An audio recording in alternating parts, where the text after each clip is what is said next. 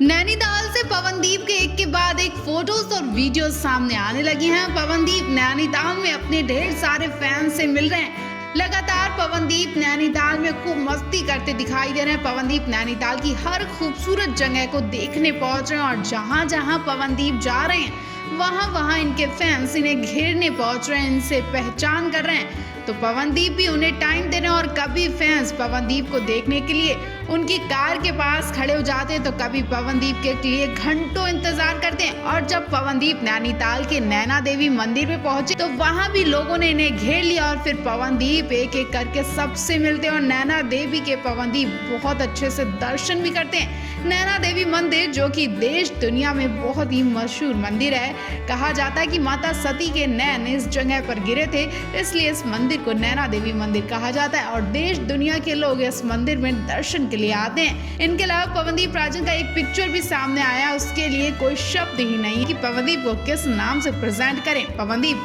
हर रिश्ते को बखूबी से निभाते हैं और फैंस के संग फैंस बन जाते हैं और फैमिली के संग जब वो होते हैं तो पूरा फोकस फैमिली को देते हैं। पवनदीप को उनके पिता के संग लाड़ प्यार करते देखा गया तो पवनदीप और उनके पिता के बीच बहुत ही हसीन अंदाज देखा गया। यूं कहें कि पवनदीप अपनी माता जी के तो लाडले हैं ही, साथ ही वो पिता के भी लाडो हैं। जी हाँ, पवनदीप के पिता पवनदीप को कमर से उठाते दिखाई दे रहे हैं और जब पिता उठाते हैं तो पवनदीप डरने लगते हैं। उन्हें लगता है कि उनके पिता उठा नहीं पाएंगे और पवनदीप कहते हैं कि रहने दीजिए पापा, लेकिन पवनदीप के पिता को हंसी आती है और वो कहते हैं तुम बड़े ज़रूर हो गए हो लेकिन मेरे लिए छोटे हो।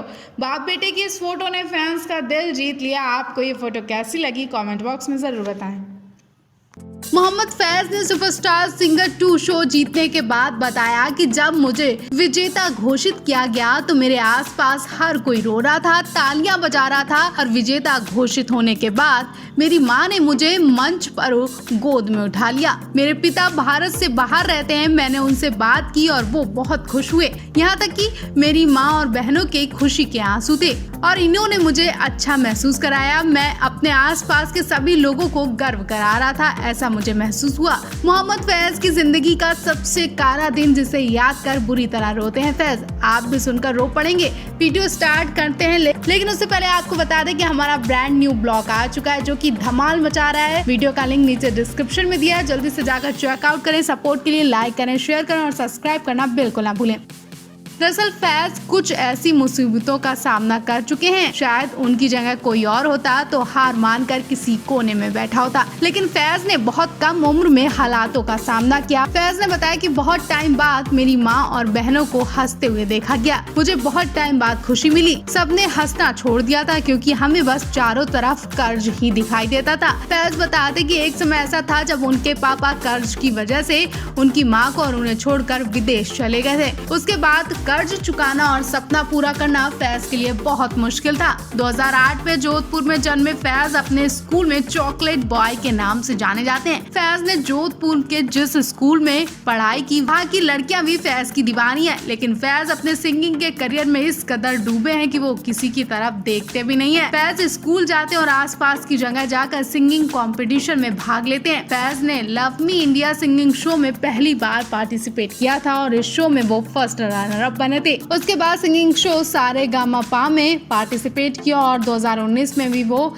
इस शो को नहीं जीत पाए, लेकिन फर्स्ट रनर अप जरूर रहते। उसके बाद फिर उन्होंने सारेगामापा में ऑडिशन दिया और वो टॉप 13 तक जा पाए थे और वापस घर आ गए थे। लेकिन इतनी जगह से सफलता जरूर नहीं मिली, लेकिन फैज को मजबूत बना दिया गया था। उन्हें और ज्यादा एक्सपीरियंस मिला और ये मेहनत उनकी सुपरस्टार सिंगर 2 के मंच पर रंग लाई। फैज ने बताया कि उनके पिता कर्ज की वजह से बाहर चले गए थे, यहाँ उनकी माँ पालन पोषण करती थी और कर्ज की वजह से उन्हें घर बदलने पड़ते थे। पिता सालों बाद आते, वो माँ से भी नहीं बात करते थे। माँ और पिता की दुनिया देखकर फैज ने सोचा कि वो अपने काम की वजह से अपने पिता को मिलवाएंगे और आखिरकार जब वो लव मी इंडिया में फर्स्ट रनर अप बने तो उन्होंने अपने पिता से मुलाकात की और उन्हें वापस अपनी माँ से मिलवाया, लेकिन बाद में फिर वो चले गए। अब जाकर उनके घर में हालात सुधरने शुरू हुए हैं। फैज को यकीन है कि वो अपना घर ले लेंगे और पापा भी घर आ जाएंगे, फिर सब साथ रहेंगे और सब कुछ ठीक हो जाएगा। तो फैंस, पवनदीप का आज तुमसे मिलूं मैं गाना रिलीज हो चुका है। हालांकि गाने में सिर्फ पवनदीप की आवाज ली गई है और गाना 2 बच्चों पर फिल्माया गया है। गाने में एक लड़का और लड़की के स्कूल की केमिस्ट्री दिखाई जाती है। छोटी उम्र में दोनों एक दूसरे को टाइम देने लगते हैं। बच्चों ने कमाल की एक्टिंग की है और गाने की शूटिंग किसी खूबसूरत लोकेशन पर शूट की गई है। पवनदीप की आवाज ने गाने में जान डाल दी। पवनदीप के इस गाने पर अरुणिता ने भी प्यार भरा मैसेज दिया है। कहीं न कहीं अरुणिता इस गाने में अपने आप को ढूंढ रही हैं। उन्हें पवनदीप के साथ एक्टिंग करने में बहुत खुशी मिलती है, ऐसा खुद अरुणिता बोल चुकी हैं। और वजह, गाने में आपने पवनदीप और अरुणिता की एक्टिंग देखी होगी। दोनों ने जबरदस्त एक्टिंग करके खूब मौज मस्ती की। अब देखना होगा पवनदीप और अरुणिता का नेक्स्ट सॉन्ग कौन सा होने वाला है, जिसमें पवन और अरुणिता दोनों एक साथ मिलकर सिंगिंग और एक्टिंग दोनों करेंगे। तो आप इनके नए गाने को लेकर एक्साइटेड हैं कि नहीं, कमेंट बॉक्स में जरूर बताएं।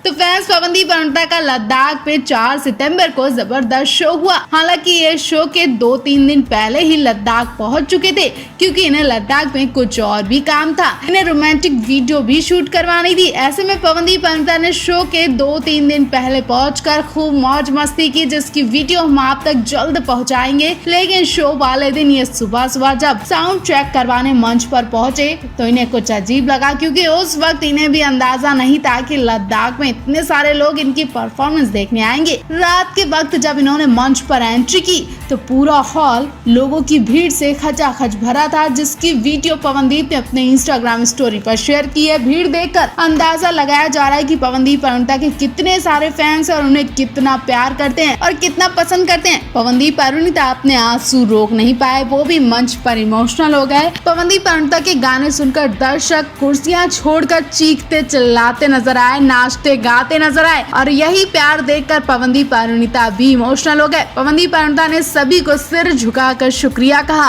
और ये भी कहा कि बस यही प्यार चाहिए और यही आशीर्वाद चाहिए, कुछ नहीं चाहिए बाकी। वही आपको बता दें, पवनदीप और अरुणिता लद्दाख से वापस लौटने वाले हैं, या यूँ कहें कि कुछ ही देर में आपको पवनदीप और अरुणिता इंडिया में दिखाई देंगे, क्योंकि आप मुंबई में भी पवन और अरुणिता के शो होने वाले हैं। कुछ नए गाने भी रिलीज होने वाले हैं और अभी कुछ दिन पहले ही पवनदीप और अरुणिता का वजह गाना रिलीज हुआ, जिसे बहुत अच्छा रिस्पांस मिला। गाना कुछ ही दिन में टॉप पर आ गया। अब देखना होगा पवनदीप और अरुणिता का नेक्स्ट प्रोजेक्ट क्या होता है।